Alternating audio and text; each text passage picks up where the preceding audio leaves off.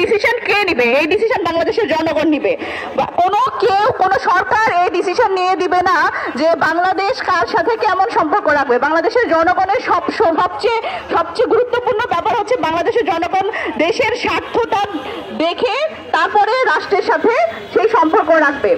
বাংলাদেশের জনগণ এখন নিজেদের অধিকার সম্পর্কে যেমন সচেতন, আমাদের নিজেদের দেশ নিয়ে নিজেদের অবস্থান পরিষ্কার করতে হবে।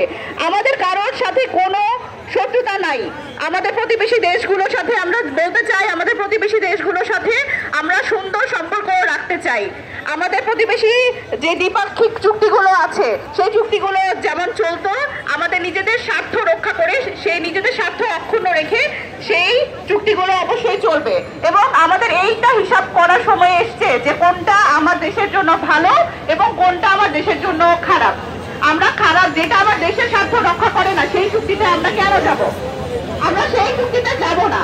এবং আমাদের প্রতিবেশী দেশগুলো, ভারতকেও বুঝতে হবে যে বাংলাদেশের স্বার্থ দেখার এই অধিকারটা বাংলাদেশের জনগণের আছে।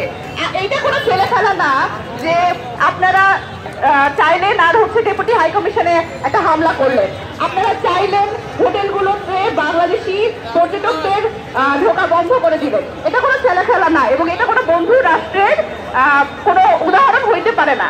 তো এই বিষয়ে আমাদের সতর্ক অবস্থান থাকতে হবে, বাংলাদেশের মানুষকে সচেতন হতে হবে এবং বাংলাদেশের স্বার্থ রক্ষায় আমাদের ঐক্যবদ্ধভাবে কাজ করতে হবে। আমি এখান থেকে বলতে চাই আমাদের যে রাজনৈতিক দলগুলো আছে তাদেরও এই বিষয়ে ঐক্যবদ্ধ থাকতে হবে এবং দেশের স্বার্থ রক্ষায় একসাথে কাজ করতে হবে। ধন্যবাদ।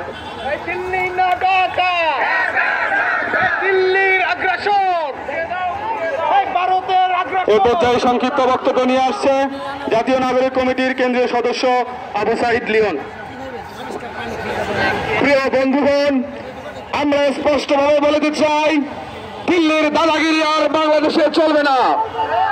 বাংলাদেশের জনগণ সেই দাদাদের আর গুনে না।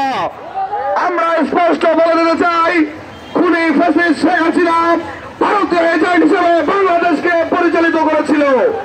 বর্তমান সরকারকে স্পষ্ট ভাষায় বলতে চাই, গত 15 বছরে আওয়ামী সরকার যতগুলো চুক্তি করেছিল ভারতের সাথে, সকল চুক্তি জনসম্মুখে উন্মুক্ত করতে হবে।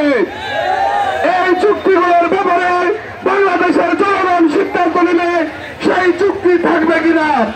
আমরা বলতে চাই, ভারত যদি বাংলাদেশের ব্যাপারে একটু নাক গলানোর চেষ্টা করে আমরা 7 সিস্টারে হাত দিয়ে দেব। ধন্যবাদ সকলকে।